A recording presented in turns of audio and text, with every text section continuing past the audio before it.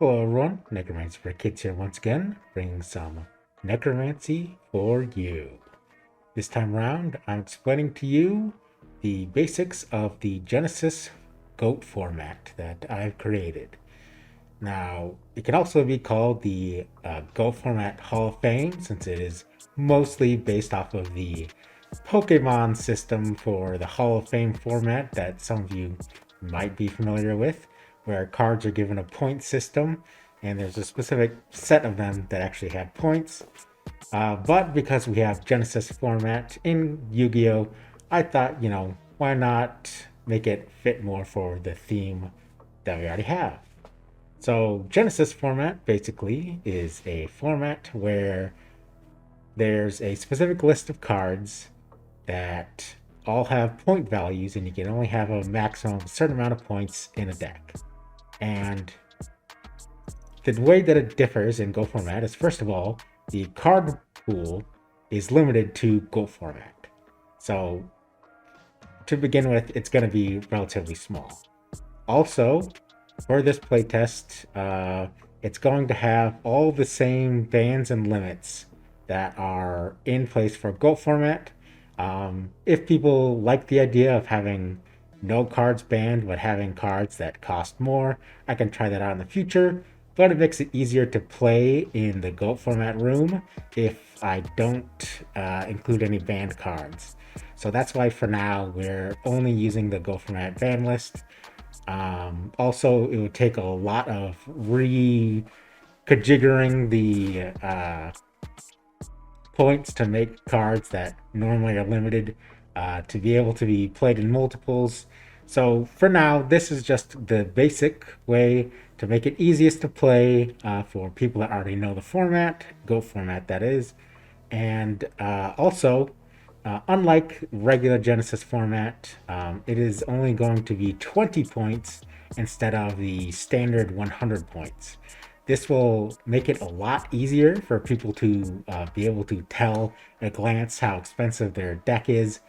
And if you really want to pretend that it's 100 points still, just increase the value of everything by 5 times and then pretend that's 100 points.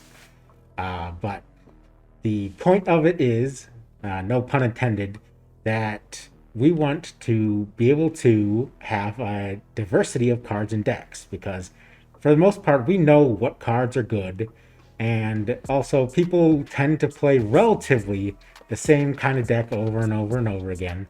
And so with the point system, you are going to have more variety of the cards that people play, because you can't just go, okay, well, this is a good card, so I put that in. This is a good card, obviously I put that in. You have to eventually hit a point where you're like, oh, well, I can't put any more of these obvious good cards, so now I have to start thinking outside the box. Also, I built it so that pretty much none of the current decks, any of the top lists of them, that is, for any of the archetypes, and I mean the old school version of archetype, as in like chaos is an archetype. None of those archetypes, like warrior, chaos, and the GOAT control decks, can be built as is for the top versions that have won in the past. Obviously, you could still build these decks and they'd still be definitely playable, but you can't just go one for one existing lists for the most part. Obviously, there's going to be outliers, but if you look only at the most recent ones, more than likely you're going to have to cut like 10 or more cards from the list. I can't tell you every single card that you're going to have to spend points on, because it's relatively exhausting list, as you can guess. But I will show them on screen briefly, and of course I'm going to have a link to the document that you can read in the description. And if you're watching this when the video is coming up, initially, then we're going to be having a tournament very soon on the Casual Go Format Discord that you can participate in to help us playtest. And whether or not you're going to be playtesting, feel free to give me your thoughts on the system, any changes you would make, any cards you think need to be bumped up or down in value, or that need to be given points, and so on and so forth.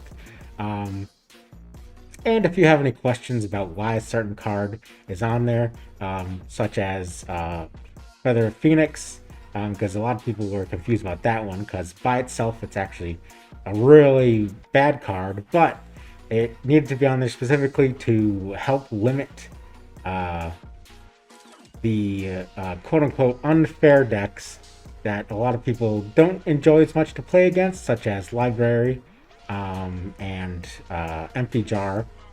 And also I want to mention, because you're going to notice when you look at the list, that Trinity is not given a point value at all.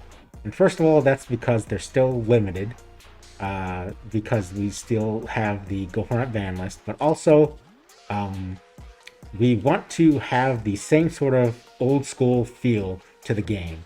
And I think that it is very important to have at the very least Pot of Greed and Graceful Charity as playable cards. And if you require people to have to spend points on them, it essentially just decreases the amount of points you have to spend on anything else, because people are gonna try to play them if they can. So you might as well just let them play it for free. At one though. Also, another reason for that is because there are cards that I think are essential to fair decks, quote unquote fair decks, such as, Warrior and anything that plays a normal standard game, that if you don't have them and you have to spend points on them, you're essentially taxing people for playing a normal standard deck. And if they're not playing standard deck and they're playing something that is in that category of quote unquote unfair, such as Library or as Burn, then they basically get free points, and that doesn't really make a lot of sense. So check it out and play if you can. Let me know what you guys think, and thank you very much.